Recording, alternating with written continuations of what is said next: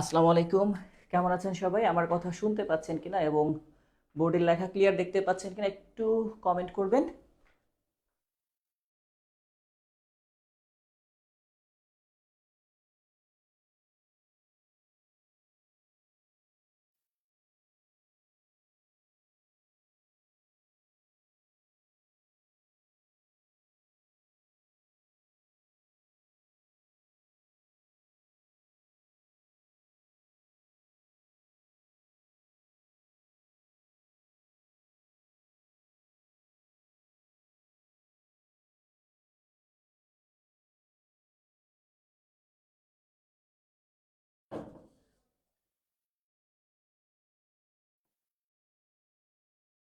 New ব্যাচের class আমরা গত ক্লাসেও বলেছি যে নিউ ব্যাচের ক্লাসটা শুরু হবে আগামী মাসের 1 তারিখ থেকে। ওকে, আগামী মাসের 1 তারিখ থেকে। তার আগে একটু সবাই কমেন্ট করেন তো গত ক্লাসে আমরা কোন পর্যন্ত শেষ করেছিলাম এবং কোন জায়গা থেকে আজকে শুরু করার কথা ছিল আমাদের।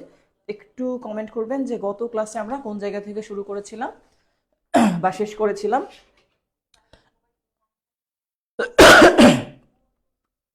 তো আমি অসুস্থ থাকার কারণে গত 2টা ক্লাস নিতে পারি নাই, তার জন্য আন্তরিকভাবে দুঃখিত। পরবর্তীতে আমি এই ক্লাসগুলো পুষিয়ে দিব, মানে অন্য একটা আপডেটে ক্লাসগুলো নিয়ে নেওয়া হবে, ঠিক আছে?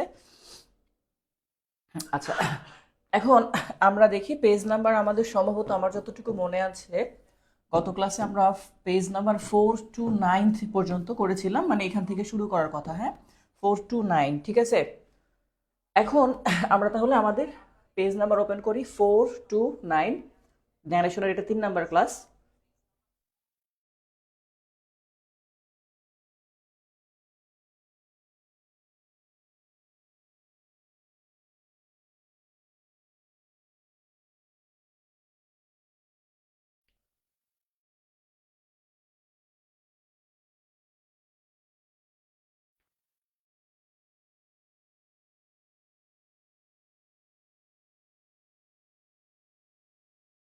হ্যাঁ, পেজ নাম্বার 4 to 9 এখান থেকে। আপনারা যদি মানে কোনো কারণে লেখা ক্লিয়ার বুঝতে না পারেন আমাকে সাথে সাথে কমেন্ট করবেন। বুঝতে না পারলে অবশ্যই কমেন্ট করবেন, হ্যাঁ। আচ্ছা, প্রথমে আমরা আসি স্যার। আমরা যেহেতু পূর্বে আজকে যারা নতুন জয়েন করেছেন তারা অবশ্যই পূর্বের ক্লাসগুলো দেখে নিয়ে করবেন। আর যারা একদমই ফার্স্ট ক্লাস করতেছেন তারা 10 মিনিটের মতো অপেক্ষা করবেন, মানে আমার সাথে কন্টিনিউ 10 মিনিট অপেক্ষা করার পরে দেখবেন ইনশাল্লাহ আপনিও বুঝতেছেন, পারতেছেন। তো যাই হোক, আমরা দেখি আমাদের 54 নম্বর প্রশ্ন প্রথমে আছে, বলছে কি হি সেড টু মি, সে আমাকে বললো which job do you want. দেখেন এবার ডব্লিউএইচ একটা কোশ্চেন আছে যেখানে একটা ইন্টারোগেটিভ সাইন দেওয়া আছে, আর টেন্স হিসাবে এখানে আছে ডু, মানে প্রেজেন্ট টেন্স। হ্যাঁ, ডু আছে, কোন টেন্স? Present tense. তো যখনই প্রেজেন্ট থাকবে আর এই সাইডে আছে পাস্ট, তার মানে উত্তরের মধ্যে আপনাকে মেইন ভার্বের পাস্ট করতে হবে। তাহলে ওয়ান্টের পাস্ট হবে কি? ওয়ান্টেড। ওকে। আচ্ছা, এখন দেখেন আমরা যদি কোনো কারণে যে জায়গা থেকে চিন্তা করি, বলছে হি আস্কড মি, সে আমাকে জিজ্ঞাসা করলো। সব জায়গায় একটা কথা আমরা রাখছি কি শি আস্কড মি। তাহলে যে জায়গাটা আস্কড আছে, যেমন এখানে টোল্ড আছে, মানে এটা হবে না, লাগবে কি আস্কড। এখানে আস্কড আছে মানে এটা হতে পারে ইনকোয়ার্ড, এটাকে আমরা বাদ দিচ্ছি, মানে জিজ্ঞাসা করা। এটা আস্কড না থাকলে দিতে পারতাম। এখানেও আস্ট আছে, তার মানে হয় এতে থাকবে উত্তর, না হলে ডি নাম্বারে থাকবে। বাট আমি বলেছি যে অবশ্যই যুক্ত করতে হবে ডব্লিউএস ওয়ার্ড দ্বারা। আর এখানে যেহেতু ওয়ান্ট আছে মানে প্রেজেন্ট, আপনাকে করতে হবে পাস্ট, ওয়ান্টেড।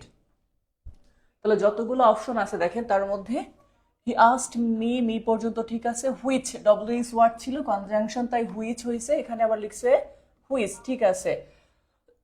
এরপরে হুইচের সাথে ছিল জব, সেটাও এখানে ঠিক আছে, জব। এরপরে আই হ্যাড ওয়ান্টেড, এখানে আই ওয়ান্টেড। আমি মাত্রই বলছি আমাদের লাগবে শুধু ওয়ান্টেড। আর যদি আগে থেকেই প্রশ্ন ওয়ান্টেড থাকতো তাহলে আমি হ্যাড ওয়ান্টেড করতাম। ওকে, তাহলে এখানে আমাদের ওয়ান্টেড উত্তর হবে কোনটা? ডি। আমার সাথে সাথে আপনারাও একটু উত্তর করতে চেষ্টা করবেন, হ্যাঁ। আমার সঙ্গে সঙ্গে আপনারা উত্তর করবেন, তাহলে একটু সুবিধা হবে আপনাদের জন্য, যে আপনারা বুঝতেছেন। যারা কন্টিনিউ করেন তারা আমার সাথে সাথে আগে উত্তর করে ফেলবেন, সমস্যা নেই। 55 নম্বর প্রশ্ন সেম, দেখেন ওইটার থেকে একটু আলাদা হয়েছে। এখানে সেইড টু আছে, সেইড টুর পরিবর্তে একটা কিছু হবে। যেহেতু ইন্টারোগেটিভ সাইন আছে তার মানে সেইড টুর পরিবর্তে আস্ট হবে। এবার আছে দেখেন স্যার ডিড, আমি এটা বইতে আগে দাগিয়ে রাখছিলাম হয়তো বা কোনো একটা সময় যখন দাগানো। তো যেহেতু এবার ডিড আছে, আগেরটা ডু ছিল মানে প্রেজেন্ট, প্রেজেন্ট থাকার জন্য লিখছি ওয়ান্টেড, বাট এবার আছে ডিড মানে আগে থেকেই পাস্ট, তাহলে কামের পাস্ট এবার যাচ্ছে না, এবার আসবে পাস্ট পারফেক্ট, মানে কি আসবে হ্যাড কাম। হ্যাঁ, যদি এখানে ডু থাকতো মানে সেম এইটার মতো, তাহলে আমরা করতাম ওয়ান্টেড, এখানে করতাম তখন কেম, বাট আগে থেকেই পাস্ট টেন্সে আছে, যখন আগে থেকে পাস্ট টেন্সে থাকে তখন করতে হয় পাস্ট পারফেক্ট। তাহলে আমার অপশনের মধ্যে অবশ্যই থাকতে হবে কি হ্যাড কাম। এখন দেখেন, যদি আমরা যতগুলো অপশন আছে সবগুলো অপশন, কেন আমি এই কথাগুলো লিখি, এগুলো হচ্ছে বাদ দেওয়ার জন্য যে খুব দ্রুত। তাহলে হ্যাড কাম, এখন আপনাদের দেখেন একটা চার্ট আমি দেখিয়েছিলাম, কাম থাকলে গো লিখতে হয়, নিশ্চয়ই মনে আছে। যেমন হেয়ার থাকলে দেয়ার লিখতে হয়, দিস থাকলে দ্যাট লিখতে হয়, বিফোর থাকলে অ্যাগো লিখতে হয়, সেম ভাবে কাম থাকলে কি লিখতে হয়, লিখে ফেলবেন প্রয়োজনে কমেন্টে, কাম থাকলে গো লিখতে হয়। হ্যাঁ, তাহলে হ্যাড কাম আছে, কামের জায়গায় তাহলে আমরা কি ব্যবহার করবো এবার, গোর তৃতীয় রূপটা, সেটা কি গান। এবার আসলে আমাদের টেন্স চেঞ্জ হওয়া প্লাস ওয়ার্ড চেঞ্জ হওয়া, দুইটা জিনিস একসাথে। এখন দেখেন চারটা অপশনের মধ্যে কোন জায়গাটায় আমাদের হ্যাড গন আছে সেটা হবে উত্তর। তাহলে প্রথমটার মধ্যে আই ওয়েন্ট আছে, তাহলে এটা হচ্ছে না। হ্যাড কাম আছে, এটাও হচ্ছে না। হ্যাঁ, এখানে হ্যাড গন আছে, এখানেও হ্যাড গন আছে। তবে এবার দেখতে হবে প্রশ্নটা কি ডব্লিউএস ওয়ার্ড দিয়ে শুরু হয়েছে কিনা। যদি ডব্লিউএস ওয়ার্ড দিয়ে হয় তাহলে ডব্লিউএস ওয়ার্ডই কনজাংশন বসবে, আর ডব্লিউএস ওয়ার্ড না থাকলে ইফ বসবে। এবার প্রশ্ন দেখেন, প্রশ্ন যে ওয়ার্ডটা দিয়ে শুরু হয়েছে সেখানে ডব্লিউ এবং এইচ আছে, মানে ডব্লিউএস ওয়ার্ড আছে, তাহলে কনজাংশন হিসাবে ডব্লিউএস ওয়ার্ডটাই বসবে। এই যে এখানে সেটাই আছে হোয়াই, বাট এখানে আছে ইফ, বাট আমরা ইফটা নিব না, কারণ ডব্লিউএস ওয়ার্ড থাকলে ডব্লিউএস ওয়ার্ডই করতে হয়। ঠিক আছে, তাহলে এখানে he asked me why I had gone, here থাকলে আবার দেয়ার লিখতে হয়, যে এখানে দেখেন হেয়ার ছিল, এটাও লিখেছিলাম একটু আগে যে হেয়ার থাকলে দেয়ার লিখতে হবে, তাহলে এটা হচ্ছে আমাদের এই জন্য উত্তর 55। নাম্বার 56 দেখেন কি বলছে, he said to me have you got a pencil. তাহলে এবার হ্যাভ আছে প্রেজেন্টে, তাহলে প্রেজেন্ট মানে কি আপনার হ্যাভ গট আছে, আপনাকে করতে হবে তাহলে কি করে হ্যাড গট। যেহেতু উত্তর সবসময় অ্যাসার্টিভ সেন্টেন্স হবে, মানে ইউ এই সাবজেক্টটা আগে আসবে আর হ্যাভটা পরে যাবে। ওকে, তো যেহেতু ইন্টারগেটিভ সাইন আছে, খেয়াল করেন, যেহেতু ইন্টারগেটিভ সাইন, তাহলে সেড টুর পরিবর্তে আস্ট কথাটা আসবে, তাহলে আগে আস্ট নাই যেটা, এটা বাদ দিয়ে দিলাম। হ্যাঁ, said to.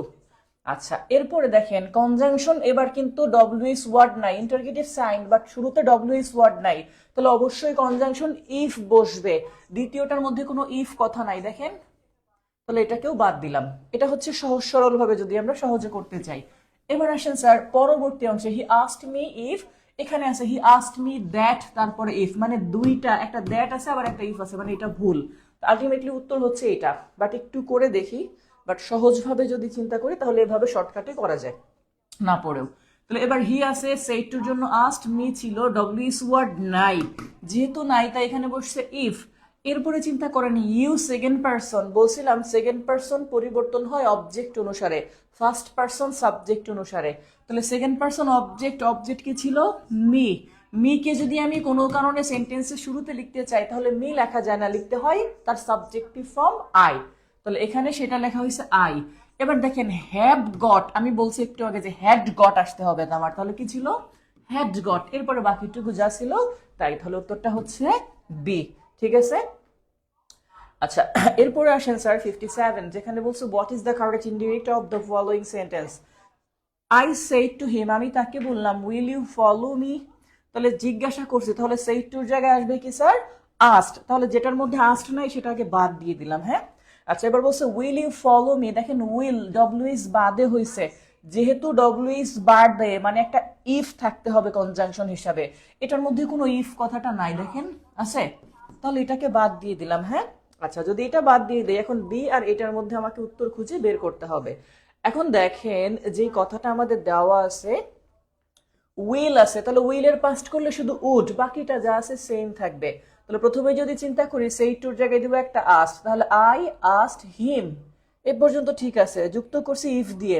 You second person মানে অবজেক্ট অনুসারে, তাহলে হিমকে শুরুতে লিখলে হয় হি, উইলের পাস্ট ফর্ম উড, এখানে লেখা হয়েছে ফলো মি ফার্স্ট পারসন মানে সাবজেক্ট অনুসারে বসে, সাবজেক্ট আই ছিল তাহলে মি মি থেকে যাবে, সুতরাং সি নাম্বারটা উত্তর। আর এইখানে উডের পরে একটা হ্যাভ দিছে যেটা এক্সট্রা নিয়ে আসছে, এটা ভুল এই কারণে। ওকে, তাহলে এই পর্যন্ত ক্লিয়ার কিনা আমাকে একটু কমেন্ট করে সি লিখবেন সবাই, হ্যাঁ যে ক্লিয়ার। ওকে,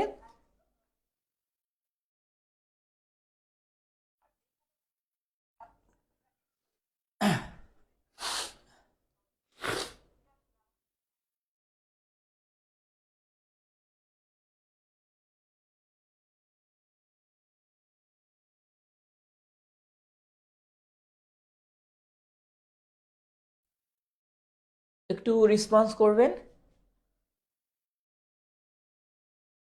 আচ্ছা ঠিক আছে, থ্যাংক ইউ।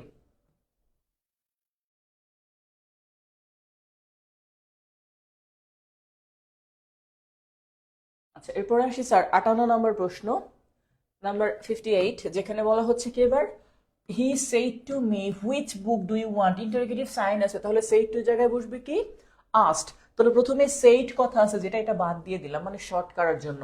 আচ্ছা আস্টের সাথে কখনো টু বসে না, আস্টের সাথে কি বসে না, টু বসে না, তাহলে এটার মধ্যে দেখেন আস্টের সাথে টু আছে মানে এক্সট্রা, এই জন্য এটা বাদ। এবার আসেন এটা, এখানেও সেইড এর সাথে টু আছে মানে এটাও বাদ, উত্তর এইটা। এটা জাস্ট আমি যদি না দেখে করি তাহলে শর্টকাটে এভাবে করা যায়, বাট আমরা যদি এখন খেয়াল করি তাহলে সেই টু জায়গায় কি আছে আস্ট, সাবজেক্ট হি ছিল এবং মি ছিল, ঠিক আছে হি এবং মি, ডব্লিউএস ওয়ার্ড আছে শুরুতে, তাহলে এখানে ডব্লিউএস ওয়ার্ড বসবে, তারপরে বুক ছিল বুকটা।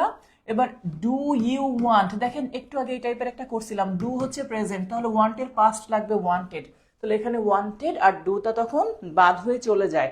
বাট কেউ যদি এই জায়গায় ওয়ান্টেড এর জায়গায় এভাবে লেখে ডিড ওয়ান্ট, টাও হতো যদি প্রাচীন গ্রামার হতো, বাট এটাকেই ফুল ফর্মে এখন বলে কি ওয়ান্ট, আর এই ডিটা গিয়ে এখানে যুক্ত হয়ে যায় ওয়ান্টেড, মানে এটা ইকুয়াল টু এটাই। ওকে 59 প্রশ্ন দেখেন কি বলছে, a man said to his father what are you doing, একজন মানুষ তার বাবাকে জিজ্ঞাসা করছে তুমি কি করতেছো।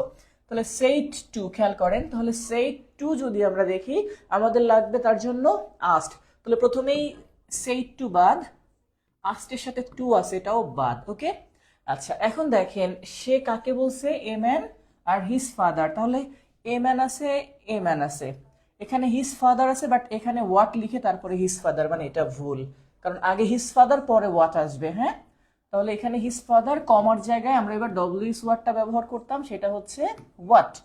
ইউ সেকেন্ড পারসন মানে অবজেক্ট অনুসারে বসে, হিজ ফাদারের প্রোনাউন হি, তাই এখানে লিখছি হি, আর হচ্ছে প্রেজেন্ট তাই এখানে তার পাস্ট লিখছি ওয়াজ, ডুইংটা যা ছিল তাই। ওকে এই জন্য এ নাম্বারটা উত্তর। আসেন এবার 60 নম্বর প্রশ্ন, she asked me are you a student, তাহলে ইন্টারোগেটিভ সাইন আস্টের জায়গায় এবার আস্টই থেকে যাবে। হ্যাঁ এবং আস্টের সাথে মিও বসবে, এই পর্যন্ত সব জায়গায় ঠিক থাকবে। তাহলে এখানে সবগুলা শুরুতেই she asked me, she asked me, she asked me, she asked me. এবার দেখেন আর দিয়ে হয়েছে, যেহেতু ডব্লিউএস ওয়ার্ড নাই মানে ইফ বসবে কনজাংশন অনুসারে। হ্যাঁ কিন্তু এখানে এটাও ইফ নাই এটাও ইফ নাই, তাহলে এই দুইটা আমি বাদ দিয়ে দিলাম আগে। ওকে এবার আসেন এটাই ইফ আছে এটাই ইফ আছে, বাট ইফের পরে ইউ সেকেন্ড পারসন মানে অবজেক্ট অনুসারে বসবে, অবজেক্ট ছিল মি, মি কে শুরুতে লিখলে আই লিখতে হয়, এখানে আছে আর, প্রেজেন্ট আছে তাহলে আমাকে পাস্ট করতে হবে, পাস্ট হচ্ছে ওয়াজ অথবা ওয়ার, আর আয়ের সাথে সবসময় ওয়াজ বসে, বাট এটাই এম লিখছে এই জন্য এটা ভুল, এটা কারেক্ট। ওকে 61,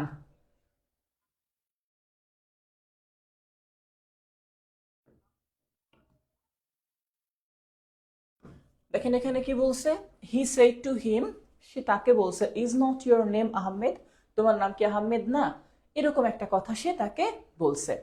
এবার খেয়াল করেন যে সে তাকে বলছে তোমার নাম কি আহমেদ না, তাহলে জিজ্ঞাসা করছে যেহেতু থাকার কথা কি আস্ট, আমি একটু আগে একটা কথা বলছিলাম যে আস্ট না থাকলে তখন আপনি ইনকোয়ার্ড কথাটা ব্যবহার করতে পারবেন। ওকে ইনকোয়ার্ড মানে জিজ্ঞাসাবাদ করা, আস্ট মানে জিজ্ঞাসা করা।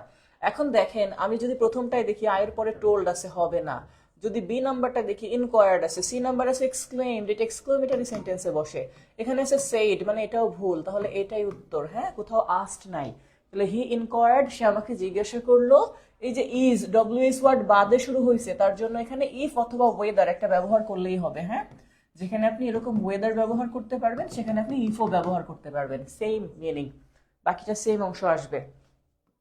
62 দেখেন, দে সেইড টু মি, তারা আমাকে বললো who are you and what do you want here, তুমি কে এবং এখানে কি চাও। দেখেন সবগুলোর মধ্যে এবার ইনকোয়ার্ড কথা লেখা আছে, বাট কোথাও আস্ট নাই, আস্ট থাকলে সেটাকে কল্পনা হিসাবে চিন্তা করতে পারতাম। এখন দেখেন ইনকোয়ার্ড এর পরে যে অংশ, তাহলে দে ইনকোয়ার্ড মি, আর এখানে ডব্লিউএস ওয়ার্ড মানে ডব্লিউএস ওয়ার্ডটাই বসবে, তাহলে এই পর্যন্ত আমাকে আগে দেখতে হবে সবগুলাই। দেখেন কি লেখা আছে, they inquired me who, they inquired me who, they inquired me who, they inquired me who, same জিনিস পর্যন্ত আছে। এবার দেখেন লেখা ছিল কি ইউ, আমরা জানি উত্তর সবসময় অ্যাসার্টিভে করতে হয়, মানে আগে ইউ আর পরে চিন্তা করতে হবে। ইউ সেকেন্ড পারসন মানে অবজেক্ট অনুসারে বসে, মি মি থাকলে শুরুতে আই লিখতে হয়, তাহলে প্রথমটায় আই বাদে আছে মানে এটা ভুল, বাদ দিয়ে দিলাম। হ্যাঁ, দ্বিতীয়টায় আই আছে, 3 নম্বরটা আই, 4 নম্বরটাও আই দেওয়া আছে, ঠিক আছে ফাইন, ওকে সমস্যা নাই। এরপর এখানে আর ছিল, আর কে যদি আমরা পাস্ট করি হবে ওয়াজ অথবা ওয়ার, আয়ের সাথে সবসময় ওয়াজ বসে, তাহলে ওয়াজ ওয়াজ, ঠিক আছে। এই পর্যন্ত হইলে একটা এন্ড ছিল, এন্ড লেখা মানে এখানে এন্ড লিখলাম, এখানে এন্ড, এখানে এন্ড। এরপরে হোয়াট ছিল, হোয়াটও লিখলাম, হোয়াটও লিখলাম, হোয়াটও লিখলাম, সমস্যা নাই। এবার এখানে দেখেন ডু ওয়ান্ট, আমরা বলছিলাম ডু মানে প্রেজেন্ট, এটা থাকলে তার পরিবর্তে কি লিখতে হয়, ওয়ান্টেড, মনে আছে নিশ্চয়ই আপনাদের, কি বলছিলাম, ওয়ান্টেড। তাহলে সবগুলোর সাথে আই ওয়ান্টেড, এই যে ইউ এর জন্য আই লেখা হয়েছে, হ্যাঁ, আই ওয়ান্টেড, আই ওয়ান্টেড, ঠিক আছে। এবার দেখেন দেয়ার লেখা আছে, দেয়ার লেখা আছে, দেয়ার লেখা আছে। নাও একটা কথা আছে, নাও থাকলে কি লিখতে হয় স্যার, দেন, নাও থাকলে কি লিখতে হয়, দেন। তাহলে আমাদের এখানে যদি দেখি সে THEN, এখানে দেন আছে, এখানেও দেন আছে, বাট এখানে ইন্টারগেটিভ সাইন আছে, যেটা ভুল হবে, ফুল স্টপ। সবসময় উত্তরে ফুল স্টপ হয়, তাহলে এটা হচ্ছে উত্তর। ওকে, বড় সেন্টেন্স ক্লিয়ার বুঝতে পারছেন কিনা আমাকে একটু কমেন্ট করেন, কারণ আমি একেবারে প্রত্যেকটা ওয়ার্ড বাই ওয়ার্ড বোঝানোর চেষ্টা করছি। ক্লিয়ার হলে একটু সি লিখে দিবেন, হ্যাঁ, বা ক্লিয়ার লিখে দিবেন। ওকে,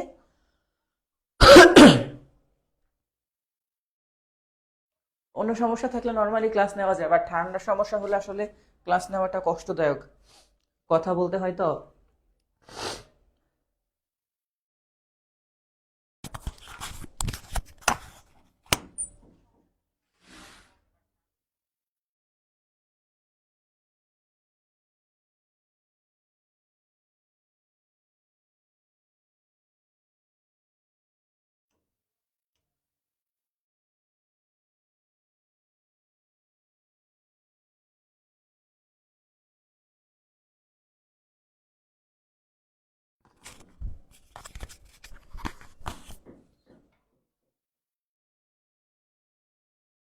আচ্ছা, এর পরের প্রশ্নটা দেখি 63, এখানে কি বলছে, এখানে ইনভার্টেড কমাটা দেয় নাই, বাট এখানে উল্টা আছে। হ্যাঁ, মানে এটার মধ্যে এবার উত্তর দেওয়া আছে, মানে প্রশ্নটা আপনাকে তৈরি করতে হবে, ইনডিরেক্ট দেওয়া আছে, ডিরেক্ট করতে হবে। তাহলে এইখান থেকে শুরু। হ্যাঁ, the teacher inquired why I had been absent from the class, interrogative sign দিছে দেখেন, এটা প্রশ্ন ভুল কিন্তু, বাট আসলে প্রশ্ন ভুল না, কারণ এই যে এইখান থেকে প্রশ্ন চেয়েছে, এই জন্য ওখানে ইন্টারগেটিভ সাইন ব্যবহার করছে, বাট ওখানে ফুল স্টপ হওয়ার কথা ছিল। ওকে, একটু আগে মাত্র যেটা আমরা দেখলাম। এখন দেখেন আমাদের প্রথমে যেটা লাগবে কি, স্যার টিচার, টিচারের পরে সেইড টু, কারণ এই যে ইনকোয়ার্ড জিজ্ঞাসা করছে, আমরা এখানে দিব সেইড টু। তাহলে টিচার সেইড টু, টিচার জিজ্ঞাসা করছে, কাকে জিজ্ঞাসা করছে, এখানে কিন্তু আই দিয়ে সেটার হিন্টস দেওয়া আছে, আই মানে আমি। তাহলে ইনকোয়ার্ড মি, অথবা ইনকোয়ার্ড এর পরিবর্তে আমরা যদি লিখি সেইড টু, আর সাথে আসবে কি মি। তাহলে টিচার আমাকে জিজ্ঞাসা করছে, দেখেন সবগুলা শুরুতেই সেটা দেওয়া আছে, the teacher said to me, teacher said to me, teacher said to me, teacher said to me, comma, কমার পরে ডব্লিউএস ওয়ার্ড হোয়াই, হোয়াই বসবে, তাহলে কমার পরে হোয়াই, হোয়াই, হোয়াই, ঠিক আছে। বাট প্রশ্ন করতে হইলে ঠিক উল্টা যায়, মানে আগে আর পরে ইউ, আর উত্তর হইলে ইউ আর আসে, তাই না? তাহলে এখন সবগুলোর মধ্যে দেখেন আমাদের যে কথাটা আছে সেটা হচ্ছে কি স্যার, একটার মধ্যে ইউটা আগে আছে আর হ্যাভটা পরে আছে, বাট আমরা জানি প্রশ্ন সবসময় যেমন হাউ ইউ আর বলি না, হাউ আর ইউ বলি, অর্থাৎ অক্সিলারি ভার্ব আগে সাবজেক্ট পরে, বাট এটা ভুল আছে এখানে, কারণ অক্সিলারি ভার্ব আগে থাকার কথা ছিল, তাহলে এটা কেটে দিলাম। ওকে, বাকিগুলা খেয়াল করেন এবার। একটা লেখা আছে আর, আর থাকলে পাস্ট হইতো ওয়ার। ওকে, কি হইতো স্যার এরকম, যদি আর লেখা থাকতো তাহলে পাস্ট হইতো ওয়ার, আর যখন আগে থেকে ওয়ার থাকে পাস্ট, তখন করতে হয় কি হ্যাড, আর ওই ভার্বের তৃতীয় রূপ ওয়ার কে বলে বি ভার্ব, বি ভার্বের তৃতীয় রূপ বিন। তাহলে হ্যাড বিন হইতো, যেহেতু অপশনে হ্যাড বিন দেওয়া আছে প্রশ্নের মধ্যে, তাহলে উত্তরে রিভার্স এবার ওয়ার হবে। হ্যাঁ, তাহলে যেটার মধ্যে আর আছে এটাকে বাদ দিয়ে দিলাম। ওকে, তাহলে এখানে ওয়ার ইউ, ওয়ার ইউ। এবার দেখেন ওয়ারের সাথে কি বলছি, হ্যাডের সাথে আরেকটা জিনিস বিন ছিল, বাট বিনটা আমি আর করতে পারবো না, কারণ দুইটার কারণেই একটা হয়। তাহলে এখানে আমাদের যেটা স্যার ওয়ার ইউ অ্যাবসেন্ট, আর এখানে বিন যদি কেউ দেয় তাহলে উত্তর ভুল হবে, কারণ এখানেও বিন আছে। ওকে, তাহলে এটা কাটা, উত্তর হচ্ছে ডি। এরপরে বাকিটুকু যা ছিল তাই ফ্রম ক্লাস, আবার এখানে এক্সট্রা আরেকটা যে ঝামেলা করছে অ্যাবসেন্টিং, অ্যাবসেন্টিং তো হবেই না, ঠিক আছে। তো এখানে কি বলছে, এটা কিন্তু উল্টা করতে বলছে, যে টিচার এনকোয়ার্ড মি হোয়াই, ওখানে I had been absent from the class, এখানে হবে কি ওয়্যার ইউ অ্যাবসেন্ট।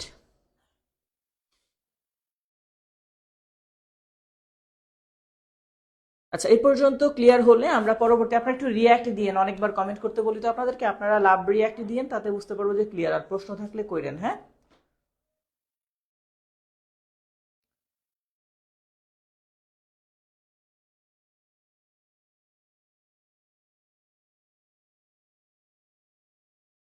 আচ্ছা, আমরা নেক্সট পেজে যাই, 4 to 9 এর পরে।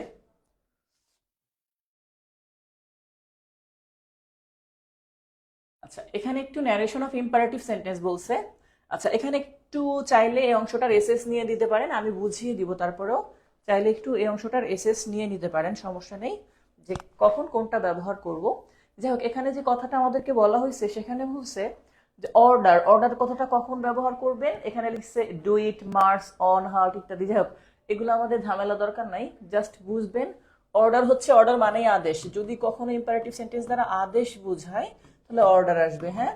যদি অনুরোধ বোঝায়, অনুরোধ, এখানে যেমন প্লিজ হেল্প মি লেখা আছে, প্লিজ ওয়েট ইত্যাদি, এগুলো না থাকলেও অনেক সময় অনুরোধ হইতে পারে। ধরেন কেউ শুধু এইটুকু বলছে যে গিভ, যদি এরকম বলে গিভ মি এ পেন, আমাকে একটা কলম দাও, কাউকে কেউ কখনো ঝাড়ি দিয়ে কথা বলে না, এটা অনুরোধ করেই বলে, প্লিজ থাকুক বা না থাকুক ওটা তখন অনুরোধ, হ্যাঁ। আচ্ছা, এরপরে দেখেন অ্যাডভাইস হচ্ছে কি উপদেশ, don't waste your time, you should give up smoking, if I were you. এই যে যে কথাগুলো আপনি কিভাবে বুঝবেন, অনেক ক্ষেত্রে এটা কিন্তু ঝামেলা তৈরি করে, যে স্যার উপদেশ এবং অনুরোধ এবং আদেশ অনেক সময় ঝামেলা তৈরি হয়, আমরা বুঝি না। শোনেন, সবসময় এই যে ইম্পারেটিভ সেন্টেন্স হয় দুইটা পক্ষের মধ্যে, একটা পক্ষ কথা বলে আর একটা পক্ষ সেটাকে মানার চেষ্টা করে বা শুনে। যে বলে তার নিজের স্বার্থ যদি থাকে তাহলে সেটাকে বলে অনুরোধ। যেমন ধরেন আমি যদি কাউকে বলি আমাকে একটা কলম দাও, এটা আমি আমার নিজের জন্য চাচ্ছি, এটা অনুরোধ, অন্যের স্বার্থে জড়িত না এখানে। আমি যদি কাউকে বলি আমাকে হেল্প করো, প্লিজ হেল্প মি, তাহলে আমি আমার স্বার্থ দেখতেছি, অন্যের স্বার্থ না। উপদেশটা হচ্ছে ঠিক তার উল্টা, যাকে বলতেছি তার স্বার্থ, আমার নিজের কোনো স্বার্থ নাই। আপনি যেমন কাউকে যদি বলেন সদা সত্য কথা বলো, ও সারা দিন মিথ্যা কথা বলে, তাতে আপনার কিছু যায় আসে না, কারণ আপনি তাকে উপদেশ দিচ্ছেন। অনুরোধ হইলে আপনার স্বার্থ ছিল। আপনি কাউকে বললেন সবসময় রাস্তা দেখে পারাপার হবে, ও রাস্তা না দেখে পারাপার না হলে সে দুর্ঘটনা ঘটবে, তাহলে তার স্বার্থ জড়িত, এটাকে বলে উপদেশ। তাহলে অনুরোধ হচ্ছে আমার নিজের স্বার্থ জড়িত, আর উপদেশ হচ্ছে যাকে বলছি তার স্বার্থ জড়িত। আর দুইজনের স্বার্থ যদি জড়িত হয় সেটাকে বলা হয় আদেশ। যেমন অফিসের বস তার কর্মচারীদেরকে বলতেছে আজকের মধ্যে কাজগুলো শেষ করো, যদি কাজটা শেষ না করে, এমন না শুধু কর্মচারীর একার ক্ষতি হবে, সবার ক্ষতি হবে, তাহলে সেটাকে বলে কি স্যার, আদেশ। ঠিক আছে।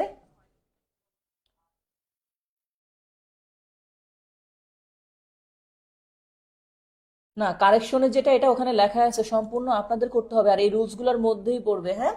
কারণ কারেকশনের যে 200টা আছে সেই 200টা করতে গেলে তো এক একটার উপরে আপনার 15টা করে ক্লাস লাগবে, এভাবে তো শেষ করতে পারবেন না। আমরা যেটা টপিক রুলগুলো ধরে ধরে করার পরে আপনি কারেকশনের যেটা, এটা নিজে কারেক্ট করার চেষ্টা করবেন।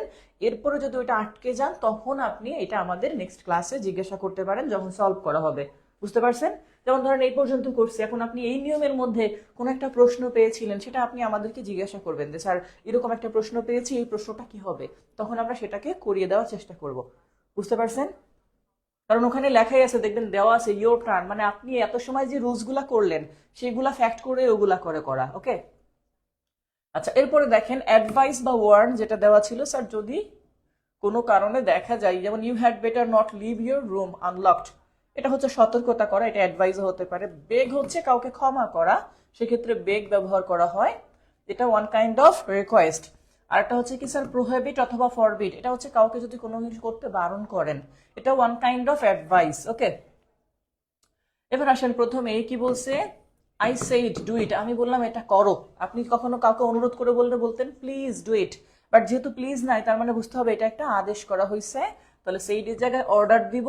আর আমি বলছিলাম ইম্পারেটিভ সেন্টেন্স সবসময় যুক্ত করার কারণে সেক্ষেত্রে একটা টু চলে আসে, কি চলে আসে, টু। তাহলে আমি কাউকে বলছি এটা করো, সেই কাউকে কথাটা তো এখানে নাই, বাট অপশনের মধ্যে দেখেন একটা জায়গায় দেওয়া আছে। যদি দেখি এটা সেইড এর সাথে দ্যাট আছে, দ্যাট হওয়ার কথা না, লাগবে টু। এখানেও দ্যাট আছে, মানে এটাও হবে না, এটা ভুল। এখন যদি দেখি আমরা এই ক্ষেত্রে যে আই সেই টু ডু ইট, তাহলে সেইড হওয়ার কথা না, হওয়ার কথা অর্ডার্ড। তাহলে আই অর্ডার্ড সামওয়ান, যেহেতু কেউ নাই তাই লেখা হয়েছে কি সামওয়ান। ওকে, তারপরে টু ডু ইট, এটা। আচ্ছা, প্রশ্নগুলো পরের জন্য রাখছি। হ্যাঁ, আবিদা হক, অলরেডি এই প্রশ্নের উত্তরটা শুরুতে দিয়েছি, শেষের দিকে আরেকবার দিয়ে দিব। এই টপিকের বাইরে এবার যাচ্ছি না। হ্যাঁ, হয়তো অনেক সময় পরে আসছেন তো এই জন্য হয়তো বা জানেন না, আমি বলেছি কবে হবে ক্লাস শুরু, বা অন্যরা একটু বলে দেন ওনারে। আচ্ছা, এরপরে দেখেন যদি আমরা এখানে দেখি, বলছে কি you had better not leave your room unlocked. Already এটা ওইখানে দেওয়া ছিল প্রশ্নে। হ্যাঁ, এটা হচ্ছে কাউকে আপনি সতর্ক করতেছেন। এখন কাউকে সতর্ক করতেছেন, সেই সতর্ক করার ইংলিশ হচ্ছে ওয়ার্নড। আপনি চাইলে এখানে অ্যাডভাইসটা ব্যবহার করতে পারেন, বাট এখানে যেহেতু অলরেডি সতর্ক করার ওয়ার্ডটা দেওয়া আছে ওয়ার্নড, তাহলে এটা হচ্ছে উত্তর যে মাই ফ্রেন্ড। একটা জিনিস খেয়াল করেন, এখানে কে বলছে কথাটা, সেইড মাই ফ্রেন্ড। তাহলে মাই ফ্রেন্ড ওয়ার্নড, কাকে ওয়ার্ন করছে, আমাকে ওয়ার্ন করছে। তাহলে আমার বন্ধু তো আর আরেকজনকে ওয়ার্ন করবে না এখানে। তাহলে মাই ফ্রেন্ড ওয়ার্নড মি। এবার দেখেন ইউ হ্যাড বেটার নট কথা আছে, তাই না? যে নট থাকলে তখন নট টু চলে আসে, কি আছে নট টু। আমরা বলছিলাম ডোন্ট থাকলেও নট টু আছে। হ্যাঁ, তাহলে ডোন্ট থাকলেও নট টু, অথবা নট থাকলেও নট টু। তাহলে not to leave my room unlocked, এখানে কথা আছে। আবার এখানেও not to leave my room unlocked, but দুইটার পার্থক্য হচ্ছে এখানে আস্ট, যেটা ভুল, বাট এখানে ওয়ার্ন্ড কথাটা আছে। রিমাইন্ডেড মানে মনে করিয়ে দেওয়া, এটা আসবে না। অ্যাডভাইসড কথাটা আছে, my friend advised me to leave, এখানে নট কথাটাই নাই, সহজে বোঝা যায়। উত্তর হচ্ছে এ। ঠিক আছে,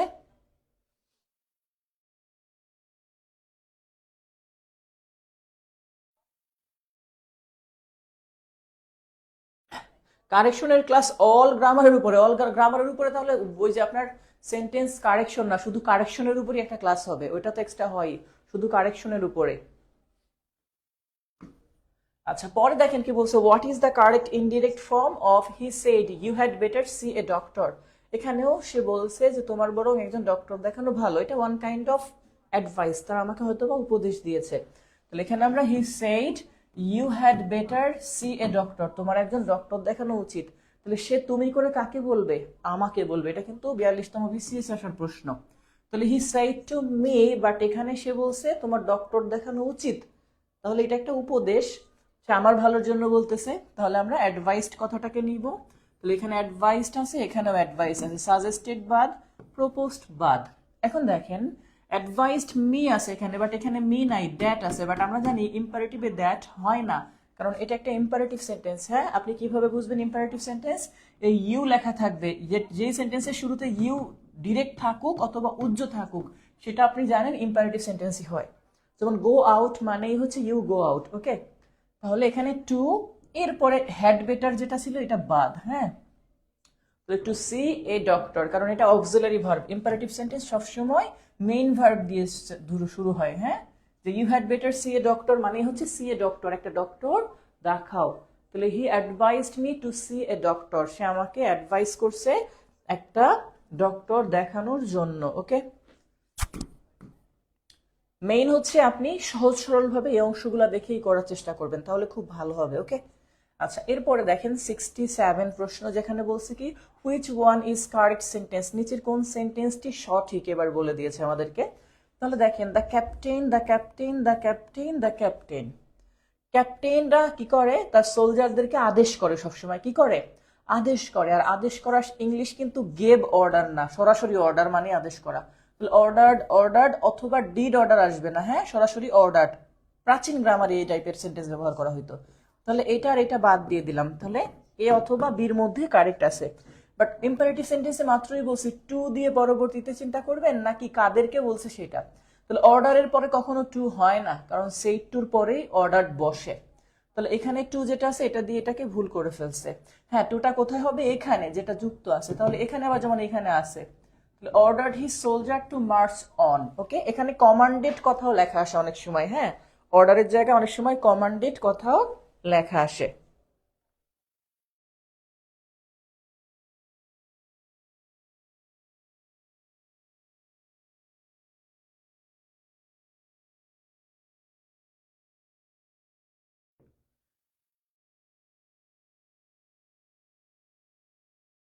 পরের প্রশ্ন বলছে teacher said to his pupils stand up. Teacher তার পিউপিলস বা প্রাক্তন ছাত্রছাত্রীদেরকে বলছে যে দাঁড়াও।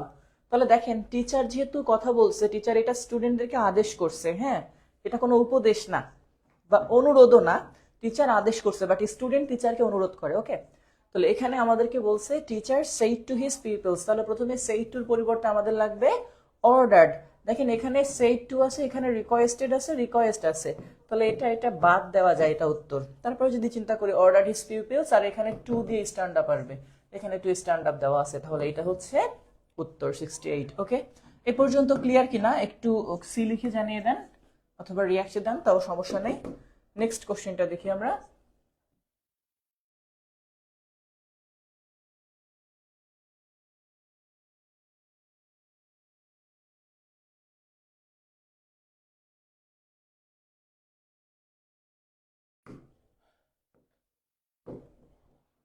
পরের প্রশ্ন দেখেন কি বলছে। He asked Karim to go with him, সে করিমকে জিজ্ঞাসা করছে তার সাথে যাওয়ার জন্য। এই যে দেখেন এই আস্কড মানে কিন্তু অনুরোধ করা, কি করা স্যার? এই যে এই আস্কড মানে অনুরোধ করা, কারণ আস্কড মানে জিজ্ঞাসা করা না, এখানে সে করিমকে তার সাথে যেতে অনুরোধ করছে। তাহলে সাবজেক্ট হচ্ছে হি, আস্কড হচ্ছে ভার্ব, করিম হচ্ছে অবজেক্ট। একটা টু আছে, মাত্রই বললাম ইম্পারেটিভ সেন্টেন্সে টু দিয়ে যুক্ত করতে হয়, তাহলে টু বাদ দিয়ে সরাসরি গো দিয়ে একটা জিনিস করতে হবে। বাট আপনাদের নিশ্চয়ই মনে আছে, একটু আগে বলছিলাম কাম থাকলে গো, একটা কথা মনে আছে, বাট গো থাকলে আবার কাম চিন্তা করেন না, উল্টা। হ্যাঁ, এখন আসি সবকিছুতে। দেখেন তাহলে সে করিমকে বলছে, তাহলে আস্টের জায়গায় প্রথমে আমাদের লাগবে কি? সেইড টু করিম। এবার আসেন অপশনের মধ্যে সেইড টু কোথায় কোথায় আছে? সেইড টু শুধুমাত্র এইটাই আছে আর এইটাই আছে, এই দুইটা বাদ, তাহলে এই দুটাই সেইড টু নেই। তাহলে করিমকে জিজ্ঞাসা করছে, আর শুরু হবে কি দিয়ে? মেইন ভার্ব দিয়ে। তাহলে এখানে দেখেন হি said two Karim go with হি লিখছে, বাট কখনো হি শেষে বসে না, শেষে অবজেক্টিভ ফর্ম বসে, আর অবজেক্টিভ ফর্ম এইখানে আছে মি। হ্যাঁ, তাহলে সে করিমকে বলছে গো উইথ মি, আমার সাথে চলো। ওকে, এটা হচ্ছে এই জন্য উত্তর। মানে ভুলগুলো সহজে খুঁজে বের করতে পারলে আপনি তারপরে উত্তরটা আরো ইজিলি করতে পারবেন। হ্যাঁ, আপনি কি আজকে এমডি আরিফ ফকির, আপনি কি আজকে ফার্স্ট ক্লাস করতেছেন আমাদের এইটার ন্যারেশনের উপরে? আমি তো ধীরেই যাচ্ছি, কারণ এর আগে আমরা এগুলার টপিকগুলো আলোচনা করেছিলাম। তাহলে এখানে কয়টা ভাগ? আস্টের জন্য ব্যবহার করছি সেইড টু, করিমের জন্য করিম, এখানেও করিম, আর এই যে টুটা বলছিলাম শুধু ইম্পারেটিভ সেন্টেন্স হইলে, তাহলে এখানে কমা ব্যবহার করে এভাবে ইম্পারেটিভ ইনভার্টেড কমা আসবে, তো এখানে সেই কমা, এরপর ইনভার্টেড কমা, এরপরে গো উইথ হি। এই জায়গাটাই ভুল, এই হি কখনো শেষে বসে না, শেষে হিম বসে। ওকে, তো এইখানে আবার মি আছে, এটা ঠিক আছে, কারণ আই লেখা থাকলে এটা আবার ভুল হইতো, এই জন্য এটা কারেক্ট, তারপরেরটা ভুল। ওকে, আচ্ছা এরপর আসেন 70 নাম্বার প্রশ্ন, যেখানে বলছে কি যে he said to me please wait until I return. তাহলে প্লিজ থাকলে আপনারা জানেন এটাকে অনুরোধ করা বোঝায়, আর অনুরোধ মানে রিকোয়েস্ট, আর রিকোয়েস্ট এটার মধ্যে নাই, এটার মধ্যে নাই, এটার মধ্যে নাই, শুধু এটা আছে রিকোয়েস্ট। তাহলে ডি নাম্বার উত্তর সহজে চিন্তা করতে পারি। আবার আরেকটা জায়গা দেখতে পারি, তাহলে হি লিখলাম প্রথমে, হি সেড টুর জন্য রিকোয়েস্টেড, যেহেতু প্লিজ আছে এটা লেখার সাথে সাথেই রিকোয়েস্টেড লিখলাম, মানে প্লিজ বাদ। এরপরে মিটা ছিল মি, এরপরে একটা টু আসবে, ইম্পারেটিভ সেন্টেন্স যেহেতু, টুর পরে বাকিটুকু এইখান থেকে যা আছে তাই। To wait until I, first person, first person হয় সাবজেক্ট অনুসারে, সাবজেক্ট কই ছিল? এই যে হি, তাহলে সাবজেক্টের এই যে হি ছিল সেটা হি, এরপরে রিটার্ন যেটা ছিল রিটার্ন। ওকে, মনে রাখবেন ইম্পারেটিভ সেন্টেন্সে কখনো কিন্তু ভার্বের টেন্স পরিবর্তন হয় না। কেউ যেন আবার চিন্তা করে না ওয়েটের জায়গায় ওয়েটেড লাগাই দেয়, রিটার্নের জায়গায় রিটার্নড লাগাই দেয়, এটা করা যাবে না। ওকে, ইম্পারেটিভ সেন্টেন্সে সবসময় টু দিয়ে ভার্ব ওয়ান আসে। ওকে, তাহলে আমাদের এই অংশটা, যে he requested me to wait until he, এই জায়গায় আবার কিন্তু পরে সাবজেক্টের পরে যেটা আছে এটা আবার ঠিক আছে, সাবজেক্ট হি রিটার্ন এ পর্যন্ত, বাট এই জায়গা টুর পরে ভার্ব ওয়ান, যেটা বলছি যে টুর পরে কখনো ভার্বের পাস্ট করা যাবে না। ওকে, আচ্ছা এবার আসেন তার 71 প্রশ্ন, এখানে কি বলছে? The man said to the officer please. তাহলে প্লিজ থাকা মানে রিকোয়েস্টেড আসবে, রিকোয়েস্টেড নেই যেগুলা, এগুলাকে বাদ দিয়ে পরিবর্তে রিকোয়েস্ট, রিকোয়েস্টের সাথে কখনো টু বসে না, তাহলে টু লেখা আছে মানে এটা ভুল, এটা সঠিক উত্তর। ওকে,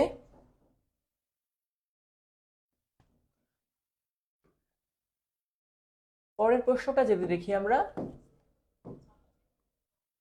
72, টিচার স্টুডেন্টদেরকে বলছে ডোন্ট ওয়াস্ট ইউর টাইম। দেখেন টিচার স্টুডেন্টদেরকে বলছে, তার মানে টিচার স্টুডেন্টদেরকে কি করছে বলেন তো এখন? উপদেশ দিয়েছে, আর উপদেশ দেওয়ার ইংলিশ হচ্ছে অ্যাডভাইসড। এখন দেখেন অ্যাডভাইসড কথাটা আছে এটার মধ্যে আর এটার মধ্যে, বাকিগুলা নাই, আছে এটার মধ্যে নাই, তাহলে এই দুইটাকে আমরা বাদ দিয়ে দিলাম, কারণ এখানে আছে টোল্ড আর একটা আছে প্রোহিবিটেড। হ্যাঁ, আচ্ছা এখন দেখেন অ্যাডভাইস করছে কাদেরকে? স্টুডেন্টদেরকে। এই যে বলছিলাম ডু নট থাকলে লেট, সরি ডু নট থাকলে নট টু আসে, আর ডুটা না নটটা না থাকলে লিখতাম শুধু টু।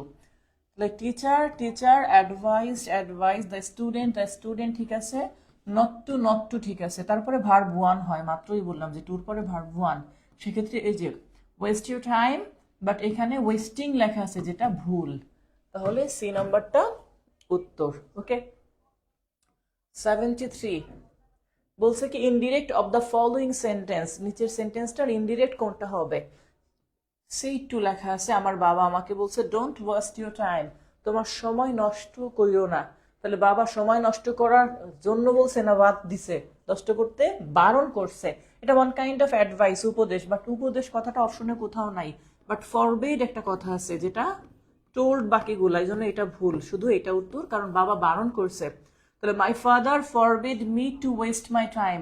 মনে রাখবেন এই ফরবিড এর জায়গায় কখনো যদি কেউ এরকম অ্যাডভাইসড লেখে তারটাও হবে উত্তর, আর তখন এই যে টু লিখছি না, টুর জায়গায় তখন লিখতে হইতো নট টু, বাট যখন আপনি ফরবিড কথাটা ব্যবহার করবেন তখন আর নট লেখা যাবে না ডু নটের জন্য। হ্যাঁ, কারণ আপনার বাবা আপনাকে সময় নষ্ট করতে বারণ করছে, নষ্ট না করতে বারণ করছে, বিষয়টা এমন না। হ্যাঁ, আর যদি এমন হইতো উপদেশ দিছে তাহলে বলতাম আমার বাবা আমাকে উপদেশ দিছে সময় নষ্ট করতে না না করতে, ওই না কথাটা তখন আসতো যখন এখানে অ্যাডভাইসড, আর ফরবিড মানে তার মধ্যে না কথাটা অন্তর্ভুক্ত। ওকে,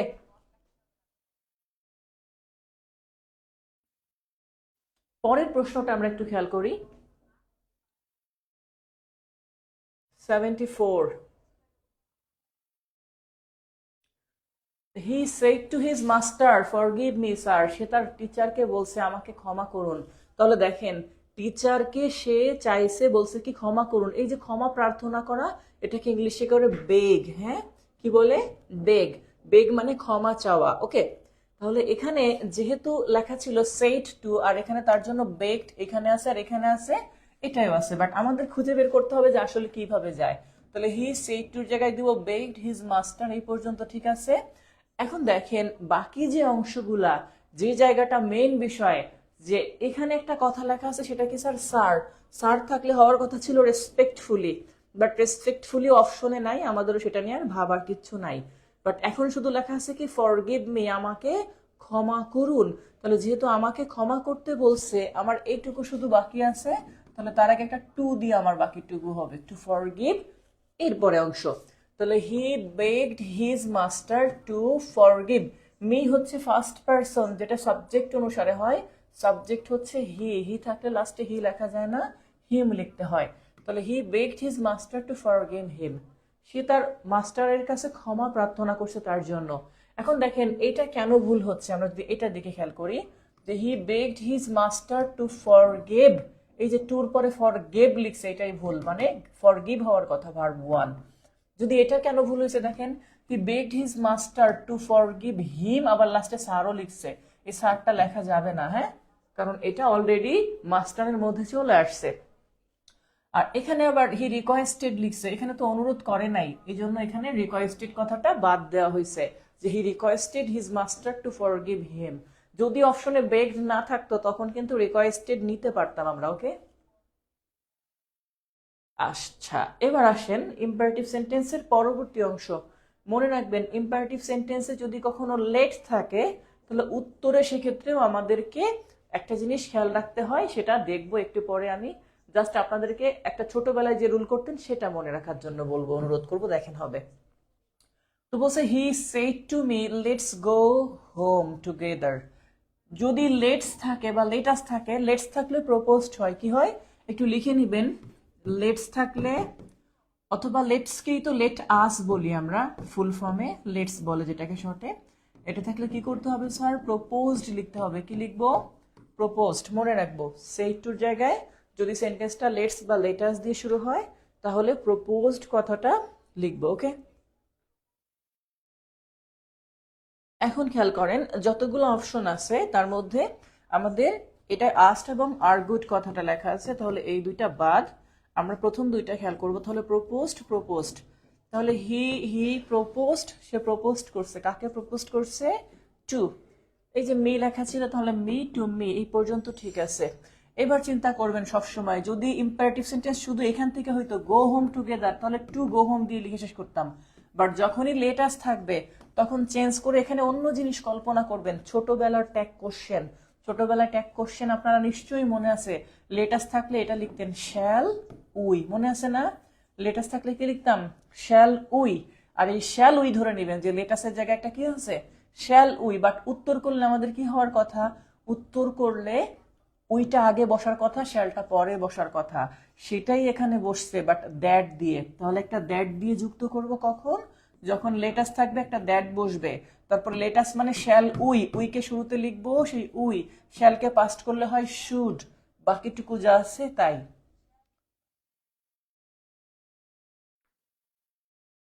এক ঘন্টা করে ক্লাস হয় 10টা পর্যন্ত। তাহলে কি বলছি স্যার, যদি কখনো দেখেন লেটস আছে বা লেটাস আছে তখন প্রপোজড হবে, এবং অবশ্যই লেটাসের পরিবর্তে উই শুড ধরে উত্তর করব। এবং উই শুডটা কোথায় পেলাম সেটা যে বললাম ছোটবেলায় ট্যাগ কোশ্চেন এটা করতেন নিশ্চয়ই, যে লেটাস থাকলে শ্যাল উই, আর শ্যাল উইকে উল্টাইলে হয় উই শ্যাল। যেহেতু এ পাশে পাস্ট আছে প্রপোজ, তাই শ্যালের পাস্ট শুড লিখছি, বাকিটুকু যা ছিল তাই। এ পর্যন্ত ক্লিয়ার বুঝছেন কিনা আমাকে একটু কমেন্ট করবেন।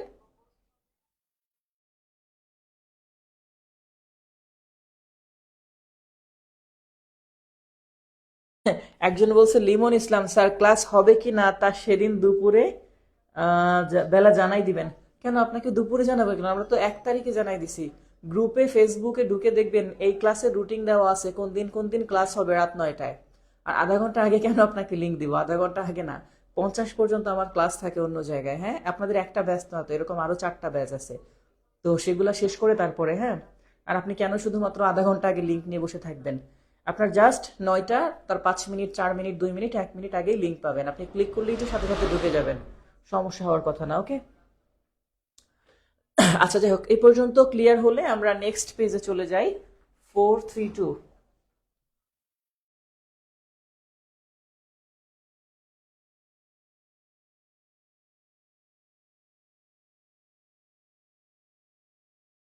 দেখেন এবার কিন্তু উল্টা কাহিনী, মানে উল্টা গান যেটাকে বলে। হ্যাঁ, প্রপোজড লেখা আছে, প্রপোজড থাকা মানে অবশ্যই বুঝতে হবে যে এইখানে যে দ্যাট লেখা ছিল এই দ্যাটের এখানে একটা কমা হবে, আর দে শুড লিখছে এবার। তাহলে দে শুড মানে আসলে উই শুডকে চিন্তা করলে উল্টাইলে কি হয়? শুডকে আগে লিখলে হবে, সরি, দে শুড যেটা, তাহলে দে শুড মানে কি বলছিলাম? লেটাস, কারণ লেটাস থাকলে শ্যাল উই, আর উইকে উল্টাইলে হয় উই শ্যাল। উই যদি কোনো কারণে সেকেন্ড পার্সন হয় সেক্ষেত্রে তার পরিবর্তে দে লেখা যায়। আমি বুঝিয়ে দিচ্ছি, সমস্যা নাই। এখন দেখেন কথাটা বলছে কি, হি প্রপোজড, তাহলে হি প্রপোজড এর জন্য আমরা কি ব্যবহার করব প্রথমেই সেটা একটু দেখব। আচ্ছা, এ পর্যন্ত আপনারা ক্লিয়ার বুঝতে পারছেন কিনা আমাকে আগে একটু দেখান, সমস্যা নাই।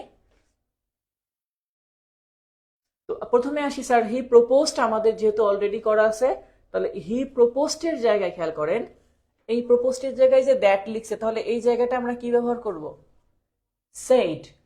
কাকে বলছে সেই অংশটা নাই, তাহলে সেইড এর পরে কমা কমা এভাবে করে, কমা কমা, ঠিক আছে। এরপরে বলছি লেট আস কথাটা আসবে, কি আসবে? Let us.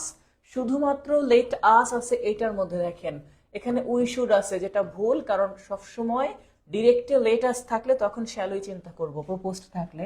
এখানে লেট মি লেখা আছে, তাহলে এটাকে আমরা ভুল দিচ্ছি। এখানে আছে he said let everybody, everybody কথা আসবে না। হ্যাঁ, তাহলে কি করব?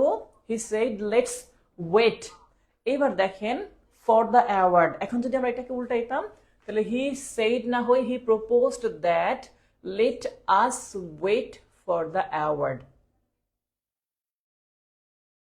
তো এইগুলাকে সহজভাবে চিন্তা করবেন সব সময়, যে কি এখানে প্রপোজড আছে, প্রপোজড মানে কি অবশ্যই লেটাস দিয়ে শুরু হবে বা লেটস দিয়ে। অপশনে বাকিগুলার কোনোটার মধ্যে লেটস কথাটা নাই, তাহলে যেটা আছে সেটা উত্তর। আর যদি আমরা এটাকে করি কোনোভাবে, দেখেন তাহলে হির জায়গায় হি লিখতাম, সেইডের জায়গায় লিখতাম প্রপোজড, যেহেতু লেস্ট দিয়ে শুরু হয়েছে তাহলে এরকম লিখতাম যে প্রপোজড। হ্যাঁ, তারপর একটা দ্যাটের পরে লেটাস থাকলে কি হইতো, শ্যাল উই। ওই যে বলছিলাম একটু আগে, লেটাস মানে কি shall we, but we first person বসে সাবজেক্ট অনুসারে, সাবজেক্ট ছিল হি তো থার্ড পার্সন, তাহলে উই এর জায়গায় প্লুরাল যেহেতু, তাহলে হির জায়গায় হি না লিখে তখন এই উই এর পরিবর্তে লিখতে হয় দে। এরপরে শ্যালের পাস্ট আসতো শুড, যেরকম দে শুড। এই যে এখানে সেই অংশটা যে he propose that they should, এরপরে বাকিটুকু যা ছিল তাই এভাবে আসতো। ওকে,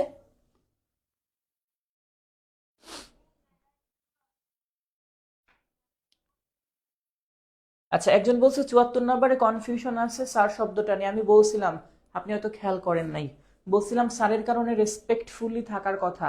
উত্তরে কখনো বা ডিরেক্ট স্পিচে স্যার থাকলেও ইনডিরেক্টে কখনো স্যার রাখা যাবে না। ওকে, বাট ওখানে রেসপেক্টফুলি কথাটা নাই, সো ওই জন্য কিছু আমাদেরও করার নাই, বাট দেওয়া উচিত ছিল, অপশনে তো দেওয়া নাই। এখানে আপনাকে করতে বললে আমি অবশ্যই বলতাম স্যার দিয়ে করতে। এর পরের প্রশ্ন দেখেন 77 কি বলছে, লেটস। তাহলে লেটস মানে ওই যে বললাম আগের মতো চিন্তা করতে হবে যে উই শ্যাল কথাটা কোথাও আছে। আচ্ছা এবার বলছে let's sell the house said Reza. তাহলে সেইড রেজা, সরি রিয়াজ বলছে let's not said Rina. Rina আবার বলছে না দরকার নাই। দেখেন সেইড রিনা, আর এখানে বলছে উড বি ড্যাশ। আসলে উড বি কিন্তু মেইন বিষয় না, মেইন বিষয় হচ্ছে এই যে অংশটা, the indirect form of let's sell the house said Riaz R let's not said Rina। আর ওই জায়গা থেকে যদি আসেন, এবার প্রথম থেকে যদি চিন্তা করেন, আমরা একটু খেয়াল করি তো প্রথম জায়গা থেকে না, এখানে টোটালটা অর্থের উপর নির্ভর করতেছে। হ্যাঁ, এখন দেখেন একজন যখন করতে বলে আর আরেকজন যখন সেটা করতে দেয় না, করতে না দিলে বা বাধা দিলে সেটাকে বলে অবজেক্ট দেওয়া, অবজেক্ট করা। এই জন্য দেখবেন আইন কারণ বা উকিলরা কখনো যদি প্রতিপক্ষ উকিল কিছু একটা বলে, সে আবার বলে ফেলে অবজেকশন মাই লর্ড। এই অবজেক্ট মানে কিন্তু বাধা দেওয়া, বিপত্তি ঘটানো, দ্বিমত পোষণ করা। ওকে, তো এইখানে কে বলছে আর কে বারণ করছে সেই জায়গাটা খেয়াল করবেন। তাহলে লেটস সেল দ্য হাউস এই কথাটা বলছে কে, রিয়াজ, আর অপোজ করছে কে, রিনা বলছে লেটস নট, বলছে না না। তাহলে রিয়াজ চাইছে বাট রিনা অপোজ করছে। এখন দেখেন আমরা যদি খেয়াল করি সেইড রিজা, আগে রিয়াজকে নিয়ে আসবো প্রথমে, সবগুলো শুরুতে রিয়াজ আছে, সমস্যা নাই রিয়াজ। এবার দেখেন রিয়াজ কি করছে, টোল্ড মানে বলা, টোল্ড কথাটা আমরা নিতে পারবো না, কারণ আমাদের লাগবে প্রপোজড অথবা সাজেস্টেড যেখানে। তাহলে টোল্ড এটা বাদ, প্রথমেই বাদ দিয়ে দিলাম টোল্ড থাকার কারণে, কারণ টোল্ডের সাথে আবার টু আছে। হ্যাঁ, আচ্ছা প্রপোজডের সাথে টু আছে, দেখেন প্রপোজডের সাথে টু থাকলেও এখানে যে কথাটা আছে, Riaz proposed to sell the house while Rina opposed, but Rina opposed যে কথাটা করছে আমরা সেই অংশটাকে ডিরেক্ট না করে যেটা নিয়ে আসবো, যে অংশটা আমাদের এখানে কথাটা বলছে একটু ভালো করে খেয়াল করেন, যে রিয়াজ সে হচ্ছে বলছে লেটস সেল দ্য হাউস, যদি আমরা এটা করি তাহলে কি হবে, রিয়াজ প্রপোজড। এরপরে প্রপোজডের যে জায়গাটা টু সেল দ্য হাউস, কখনোই প্রপোজডের পরে টু হয় না, কারণ একটু আগেই বলছি দেখেন প্রপোজডের পরে এখানে কি ছিল, একটা দ্যাট, সবসময় একটা দ্যাট আসবে। কি বলছি, প্রপোজড থাকলে অবশ্যই যুক্ত করতে হবে দ্যাট দিয়ে, টু দিয়ে যুক্ত করা যাবে না। এখন দেখি যে কি করছে, তাহলে এখানে টু দিয়ে সেল ব্যবহার করছে, যে কারণে এটা ভুল। এরপরের প্রশ্ন বলছে Riaz and Rina could not reach an agreement, এটা হচ্ছে একেবারে মন গড়া ভাবে করছে, এই জন্য এটাও ভুল। আচ্ছা পরেরটা আসেন, Riaz suggested but Rina objected to sell the house. তাহলে রিনা সাজেস্ট করছে আর রিনা অবজেক্ট করছে, এটাকে ডিরেক্ট ব্যবহার করছে। আর একটা হচ্ছে Riaz suggested selling the house. এখন দেখেন যে অংশটা আমাদের করা, আমি বলছি মাত্রই টু দিয়ে করা যাবে না। কি দিয়ে করা যাবে না, টু দিয়ে করা যাবে না। তাহলে এখানে যে মেইন অংশটা সেটা কি স্যার, এই যে let's sell the house, sell থেকে মেইন ভার্ব, এটাকে যদি কেউ টু সেল দিয়ে করে তাহলে ভুল হবে। ওকে, টু সেল দিয়ে করা যাবে না। তাহলে এখানে আমাদের যেটা করা হয়েছে সেটা হচ্ছে কুড নট, কুড কথাটা আনছে মানে এই জন্য এটা ভুল গ্রামাটিক্যালি। আর এটার ক্ষেত্রে বলছে Riaz suggested but Rina objected to sell, আবারও সেই টু সেল এসে গেছে। এখানে যেমন টু সেল আসছিল, এখানেও টু সেল আসছিল, এখানে। তাহলে এই যে টোটাল তিনটা জায়গায় টু সেল দিছে, যেটা ভুল। আমি বলছিলাম যে টু ব্যবহার করতে পারবো তখনই যখন শুরুতে এরকম লেটস কথা না থাকবে। কি বলছি, অন্য কিছু করা যাবে, বাট লেটস থাকলে টু দিয়ে ভার্ব ওয়ান করা যাবে না। আর এই তিনটার মধ্যে টু দিয়ে সেই ভার্ব ওয়ানটা আছে, যে কারণে এই তিনটা ভুল। আর এটা ভুল হয়েছে কেন, বলছে কুড নিয়ে আসছে, যে কুডটা তারা আন্দাজে নিয়ে আসছে, বাট এটা আনা উচিত না।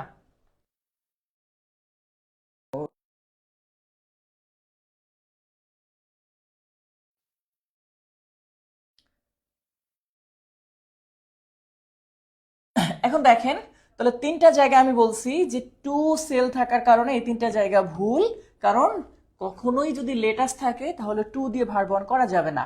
আর এটাই কুড নিয়ে আসছে, এই জন্য এটা ভুল। আর লাস্ট এরটা হচ্ছে অর্থগত দিক দিয়ে ঠিক, বাট রুল অনুসারে তারা এটাকে করে নাই। যেমন রিয়াজ সাজেস্টেড সেলিং, এখানে যদি টু সেল দিত তাহলে এটা ভুল হইতো। Selling the house but Rina objected. দেখেন প্রশ্নটা এবার নিচে একটু ব্যাখ্যা দেওয়া হয়েছে, ব্যাখ্যাটা পড়লে আরেকটু ভালো বুঝবেন। কি বলছে, ডিরেক্ট স্পিচ অ্যাফার্মেটিভ সাজেশনের উত্তরে শুধু লেটস নট থাকলে ইনডিরেক্ট স্পিচে তখন আমরা অপোজড বা আইডিয়া ওয়াজ অ্যাগেনস্ট ইট অথবা অবজেক্টেড হবে। লেট আসের ক্ষেত্রে ইনডিরেক্ট সাজেস্ট প্লাস জিরান্ড হয়। তাহলে দেখেন লেটস যেহেতু আছে, লেটস এর সাথে কি করা হবে, ওই যে সাজেস্টের পরে কি হবে, জিরান্ড হবে, মানে ভার্ব প্লাস আইএন, যেটা নিশ্চয়ই আপনাদের মনে আছে, কি বলছি, ভার্ব প্লাস আইএনজি। তাহলে এই যে সাজেস্টেড এর পরে কি দিব, সেলিং দিব। কথাটা কি বুঝতে পারছেন? এইটা আমি এই জন্য একটা একটা করে দেখাইছি যে এটার মধ্যে টু সেল দিছে এই জন্য এটা ভুল, আর এটার মধ্যেও টু সেল দিয়েছে এই জন্য এটা ভুল, এটার মধ্যেও টু সেল দিয়েছে এই জন্য এটা ভুল, আর এটার মধ্যে টু সেল দেয় নাই, সেলিং দিছে, বাট কিচ্ছু করার নাই, কুড নিয়ে আসছে, যেটা ভুল। এগুলাকে ডিরেক্ট বোঝার থেকে সবসময় ভুলগুলো আগে খুঁজে বের করবেন।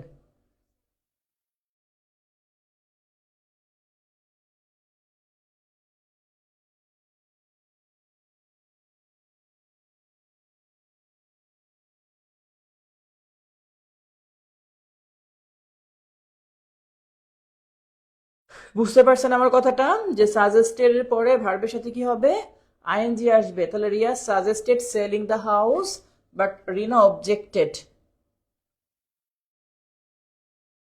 স্যার এই পর্যন্ত বুঝতে পারছেন কিনা একটু কমেন্ট করেন অন্তত পক্ষে।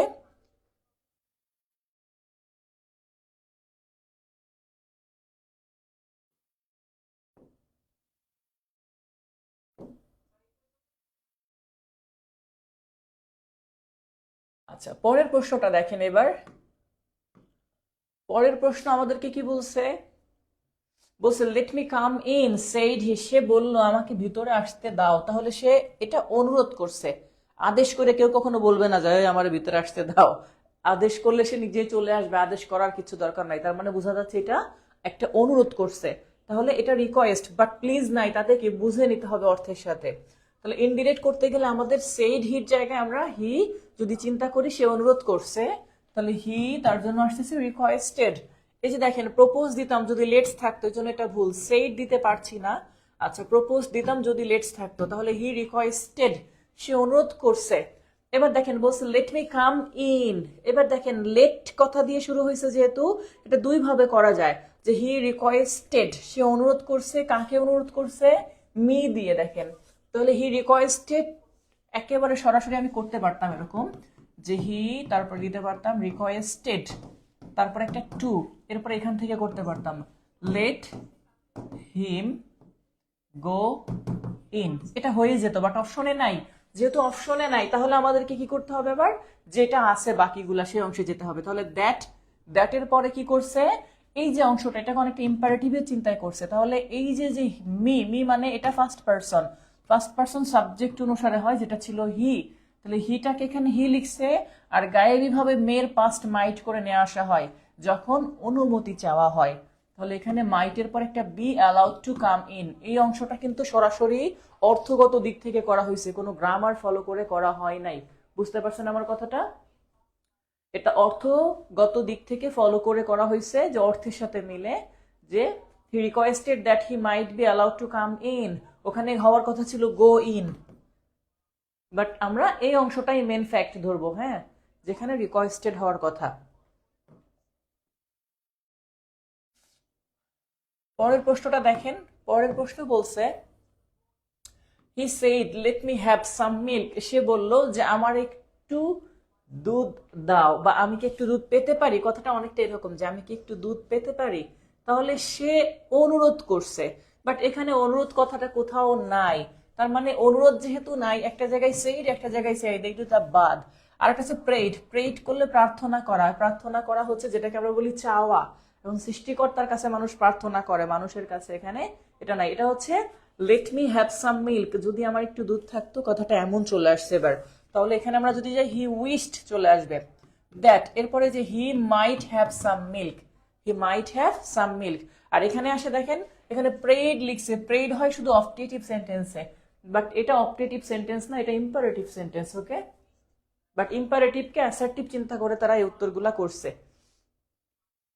নেক্সট কোয়েশ্চেন দেখেন কি বলছে, which one is the correct of the narration. He said to me, সে আমাকে বললো, লেট মি স্টে অ্যালোন, আমাকে একা থাকতে দাও। তাহলে সে অনুরোধ করছে এখানে যে দয়া করে আমার একা থাকতে দাও, বলি না আমরা এরকম কথা। তাহলে সেইড টুর জায়গায় কি করবো এবার, রিকোয়েস্টেড। এখন দেখেন এখানে আছে সাজেস্টেড, হ্যাঁ প্রপোজড বা সাজেস্টেড লেটস থাকলে করতাম, যেখানে নেই টোল্ড তো হবেই না। প্রপোজড আবারও আসছে, মানে এটা হচ্ছে না। তাহলে হি রিকোয়েস্টেড মি, আর এই যে দেখেন বলছিলাম এখানে যদি রিকোয়েস্টেড দেই, তাহলে এটার নিয়ম হওয়ার কথা ছিল এই জায়গায় একটা টু দিয়ে, to let him stay alone. এই যে এখানে সেই টু দিয়ে করছে, to let him stay alone, যেটা উপরে করেছিলাম। চাইলে এটাকে অন্যভাবেও তারা করতে পারো।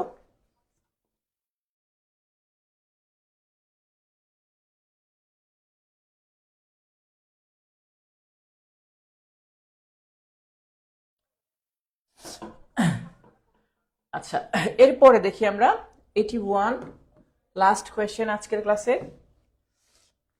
এখানে কি বলছে দেখেন, the indirect he said let me have some milk, এটা অলরেডি উপরে করছেন।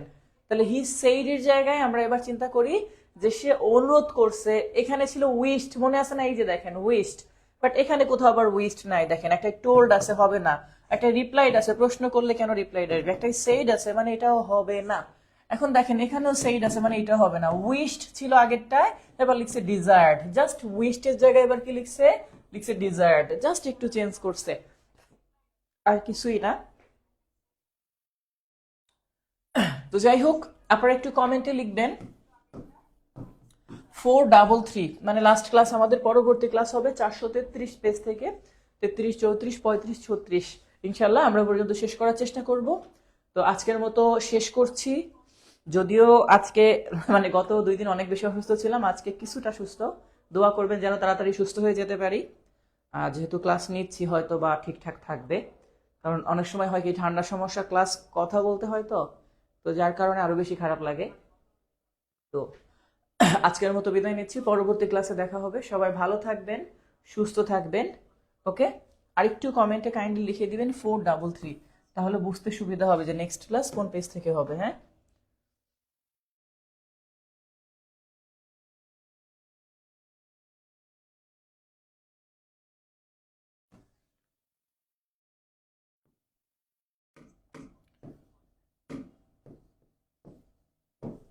হ্যাঁ,